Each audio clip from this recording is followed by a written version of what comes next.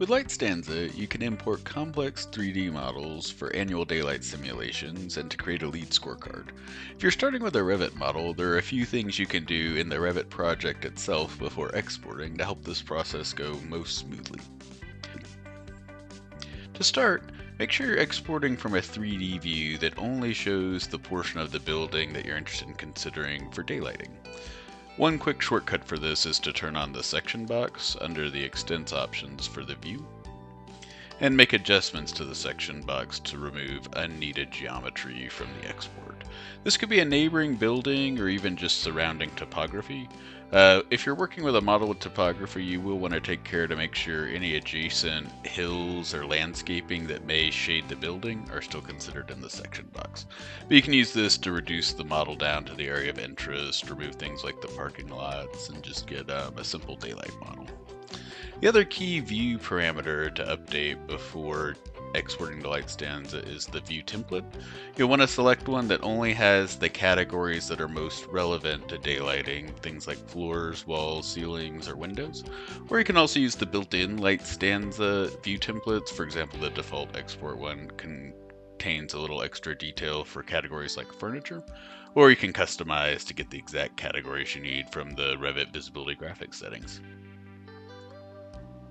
After importing the 3D model into LightStanza, there are a few basic checks you can perform to ensure the information was brought in accurately. Most critical are the glass visible transmittance settings. You want to make sure the VT values are something realistic. This is typically provided by a manufacturer. Anything between 20 and 70% is reasonable. If you start seeing glass values outside those ranges, you may want to make an adjustment through the input field. And then the other key consideration for daylighting is the site location, which you can adjust from the site panel. Simply enter the project address and the model location and nearest weather station will be determined automatically. For most buildings, that is all the setup that's required to do an annual simulation or create a LEED scorecard. Simply go to the Calculate drop-down and click LEED scorecard and start the simulation with the default settings. Occasionally, you may get a calculation error before the simulation succeeds.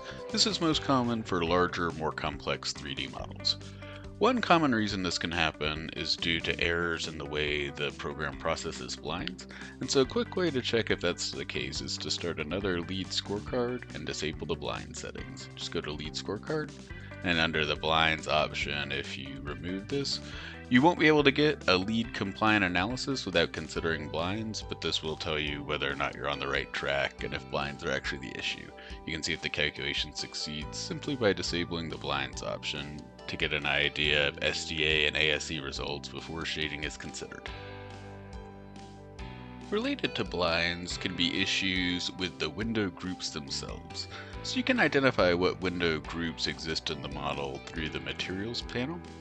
And then under the glass materials, if you select the paint bucket, once you'll get the letter G, and that lets you sort of hover over each individual window group to assign a new material, or just to identify which panes are grouped together. You can also click the paint bucket one more time just to look at the materials for individual panes.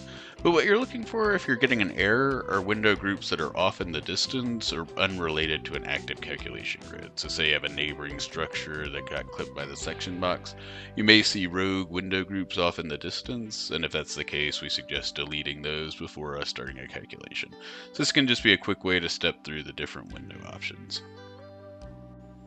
With the window groups validated, you can also look at the settings for each individual blind type in the project using the blinds panel. In this case, we only have one blind type, and it's the standard library option, and so that should be configured correctly. But if you see additional blind types in the list with strange names, you may want to try overwriting them with some different options from the blinds library. Simply select the blind and then apply it to the window group of interest. Another thing to review are the settings that control the individual blinds. So if you open this up with the Edit Properties button, you can review these to make sure that the trigger values look reasonable. What's shown on screen are the standard IAS recommendations for LEED calculations, but if these are changed to dramatically different values, that could potentially lead to calculation errors as well. Another powerful troubleshooting technique is to disable individual categories using the Layers panel. This can identify which piece of geometry in the model is actually leading to a simulation error. For example, you could try a calculation with the topography hidden in the 3D view of interest, and then also switch off the simulation switch here. Try another simulation and see if the calculation can complete without the topography. If it does, you may want to consider modeling a more simple version of the same topographic element in the Revit model and exporting again. This is just a quick technique to identify which category is actually the problem so that you can see what to adjust. Sometimes it can be helpful to turn off several categories and see which area of the list is most affecting the calculation. And outside the context of a LEED scorecard, there are some other annual simulation types that give you a few more settings you can change that may lead to a successful calculation. Under the annual grid analysis settings, you have the option to also change the sky conditions. You could try clear sky instead of climate-based sky to see if the calculation succeeds without the introduction of a weather file, as those sometimes can be the source of the error. And you can adjust the simulation quality settings for annual simulations to try a draft simulation to make the iterations go faster and identify the cause of the error. And if the simulations still continue to fail after making all those adjustments, you can also reach out to our support team to get further assistance with your specific model.